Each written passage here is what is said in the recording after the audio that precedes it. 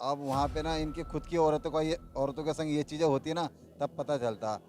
उस औरत को साफ साफ ये कहता है, केजरीवाल जी ने एक बार भी ये नहीं बोला। अभी यूपी में देखा ही एक डिबेट में उनसे ये चीज़ पूछा था स्वाति माल के बारे में, तो उनने अखिलेश जी के याद माइक लगा दिया।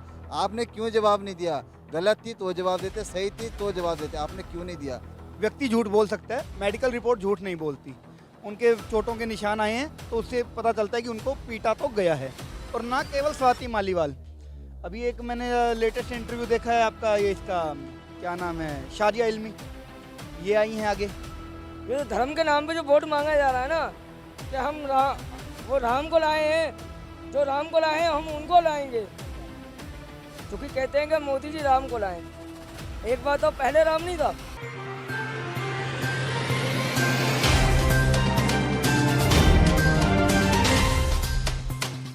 महराज और आप देख रहे हैं द भारत नाव।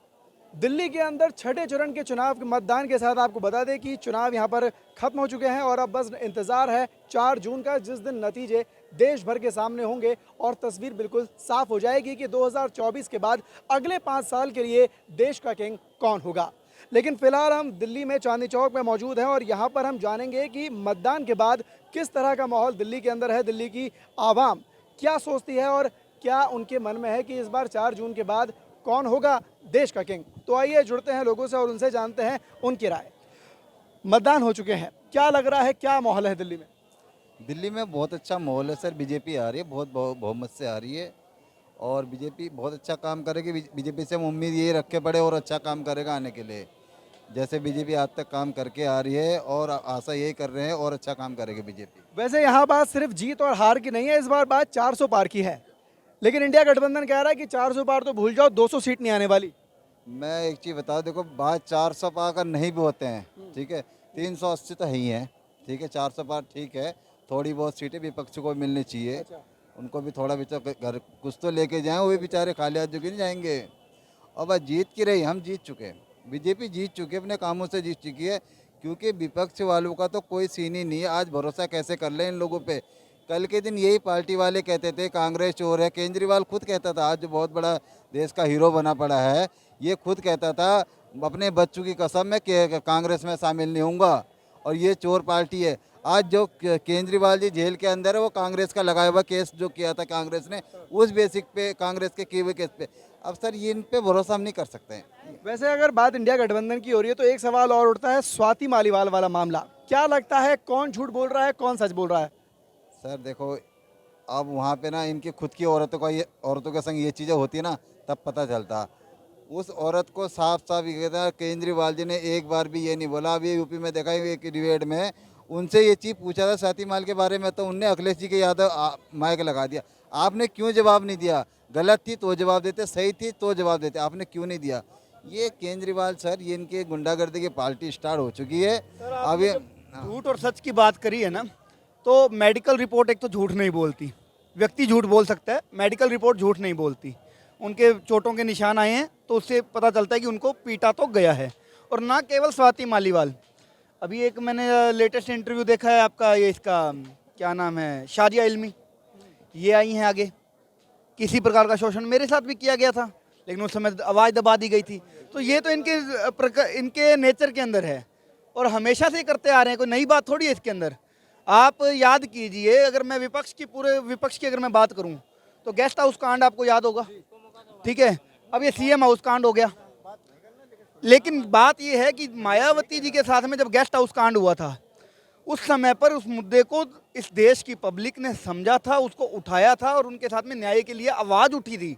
लेकिन यहाँ पर आज हमारा दुर्भाग्य क्या है कि आज स्थिति ये बन चुकी है, एक लेडी जो कि हमेशा से वुमेन राइट्स के लिए काम करती रही, ठीक है, उसके साथ में इस तरीके का कुकृत्य होता है, वो आकर के बताती है कि मेरे साथ में हो गया और अब उसके ऊपर राजनीति हो रही है। ये तय नहीं हो पा रहा है कि क्या हुआ या नहीं हुआ।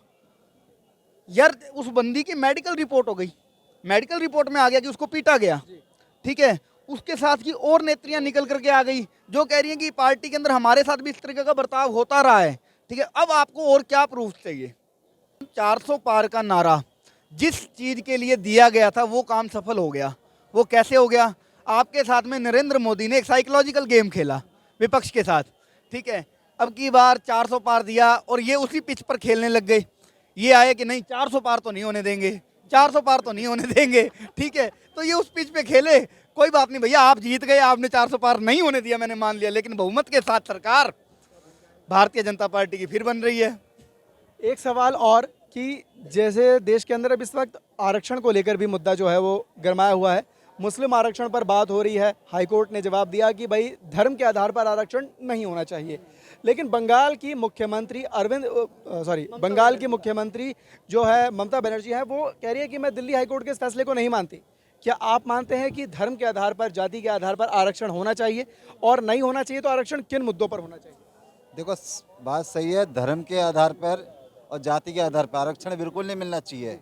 आज की डेट में हो क्या रहा है, जिसकी तनख्वाह 3 लाख रुपए है उसका बच्चा आरक्षण पढ़ रहा है, ठीक है। और मान के चलो ये भाई हैं, इसकी अर्थव्यवस्था बचपन से खराब है, अब इसकी गलती नहीं है, ये कौन सी जातियाँ पैदा हो गया है, तो आरक्षण इसको मिलना चाहिए। हमारा कहना ये है। आर्थिक आधार पर होगा। बिल्कुल बिल्कुल आर्थिक आधार पे आरक्षण मिलना चाहिए। मैं विपक्ष के बारे में अगर बात करूं तो ये अपने कंफर्ट जोन के हिसाब से खेलते हैं। जिस समय पर, जैसे अभी पहले अरविंद केजरीवाल जी का एग्जांपल ले लेता हूं मैं, इनको जेल हुई, जब ईडी इनको उठा करके ले जाती है, इनको हवालात में बंद किया जाता है, तब लोकतंत्र की हत्या हो गई। विपक्ष के अनुसार उस समय लोकतंत्र की हत्या हो गई। अब जब इनको देश में पहली बार एग्जाम्पल सेट करके चुनाव प्रचार के लिए किसी व्यक्ति को बेल मिली, अरविंद केजरीवाल जी को, ठीक है, उस समय लोकतंत्र जी पुनः जीवित हो उठे। और अब जब 2 तारीख को ये इन्होंने पुनः वापस जाना है, तब लोकतंत्र जी पुनः शहीद हो जाएंगे, ठीक है। तो ये अपने कंफर्ट जोन के हिसाब से कभी लोकतंत्र इनका जीवित हो जाता है, कभी वापस मृत हो जाता है। और जहाँ तक बात करूँ ममता बनर्जी जी की, ममता दीदी का सीन ये है कि इनको जितना, जिस स्तर का अराजक नेता ममता बनर्जी हैं, जिस स्तर की अराजकता इन्होंने अपने राज्य के अंदर दिखाई है, अभी तक किसी राज्य में ऐसी अराजकता नहीं दिखाई दी। आप ये देखिए किस प्रकार से चुनावी हत्याएं होती हैं, किस प्रकार से चुनावों के अंदर दंगे होते हैं, बूथ कैप्चरिंग वहाँ पर करी जाती है, ठीक है। आज हम 24 में जी रहे हैं और इस प्रकार का शासन हमें देखना पड़ रहा है। मैं गुजारिश करता हूं आपके माध्यम से भारतीय जनता पार्टी के नरेंद्र मोदी जी से कि यदि अगर आपकी सत्ता फिर से आ ही रही है, यदि को छोड़ दो, ठीक है। और आपसे मेरा निवेदन है कि आप पश्चिम बंगाल को लेकर के थोड़े सीरियस होइए। अगर आवश्यकता है तो राष्ट्रपति शासन लागू कीजिए, कुछ कीजिए, लेकिन वहां से अराजकता को खत्म कीजिए, ये आवश्यक है। देश के अंदर इस वक्त आरक्षण को लेकर जो मुद्दा है वो गरमाया हुआ है। आपको क्या लगता है, धर्म के आधार पर आरक्षण मिलना चाहिए, जाति के आधार पर आरक्षण मिलना चाहिए? मिलना चाहिए जरूर, क्यों मिलना चाहिए? क्योंकि देखो जो रोजगार नहीं है, धर्म के आधार पर रोजगार नहीं है या फिर स्किल्स के आधार पर रोजगार नहीं है? ये तो धर्म के नाम पे जो वोट मांगा जा रहा है ना, कि हम वो राम को लाए हैं, जो राम को लाए हैं हम उनको लाएंगे, क्योंकि कहते हैं कि मोदी जी राम को लाए। एक बात तो पहले राम नहीं था। जब किसी का विनाश आता है तो उसकी बुद्धि भी उसके विपरीत काम करने लगती है, ठीक है। तो यही हालात इस समय कांग्रेस की है। इनका विनाश काल आ चुका है, इनकी बुद्धि विपरीत चल रही है। आप स्वयं बताइए, कन्हैया कुमार जैसा व्यक्ति, चलिए मैं कहता हूं कि ये अभी कोर्ट के अंदर अंडर ट्रायल है मामला आपका, आपने देश विरोधी नारे दिए नहीं दिए बाद की बात है, छोड़ देता हूं मैं एक बार इसको, ठीक है। लेकिन आपके वो उन इंटरव्यूज का मैं क्या करूं जिसके अंदर आप स्वयं कहते हैं कि इंडियन आर्मी रेपिस्ट है। वो तो आपने इंटरव्यू में ऑन कैमरा कहा है, न्यूज चैनल पर कहा है। अब उसके लिए हम क्या करें? उन मुद्दों पर आ जाइए आप। तो मैंने एक बार के लिए मान लिया कि आपने टुकड़े टुकड़े गैंग के नारे आपने नहीं दिए, लेकिन यहाँ पर फिर एक और बात उठ जाती है। जब आप किसी यूनिवर्सिटी के छात्र संघ अध्यक्ष हैं, छात्र संघ अध्यक्ष के होते हुए किसी भी प्रकार का जो कार्यक्रम है, सर किसी भी प्रकार का जो कार्यक्रम है अगर वो यूनिवर्सिटी में होना है तो छात्र संघ अध्यक्ष की वहाँ पर रिस्पॉन्सिबिलिटी बन जाती है उसको मॉनिटर करने की। आपके छात्र संघ अध्यक्ष को होते हुए आपकी यूनिवर्सिटी में नारे लग कैसे गए? फिर वहाँ पर एक प्रोग्राम ऑर्गेनाइज किया जाता है अफजल गुरु के। कन्हैया कुमार जी, मैं आपको बार बार बता रहा हूँ कि आपने एक बात कही थी, कितने अफजल मारोगे हर घर से अफजल निकलेगा। आपको हमारी बीएसएफ की एक महिला जवान ने, खुशबू चौहान जी ने जवाब दिया था कि वो कोख नहीं पलने देंगे जिस कोख से अफजल निकलेगा, उस घर में घुसकर मारेंगे जिस घर से अफजल निकलेगा। और ये याद रखिएगा। और आपको इस चुनाव के अंदर दिल्ली के वोटर इसी प्रकार का जवाब देंगे।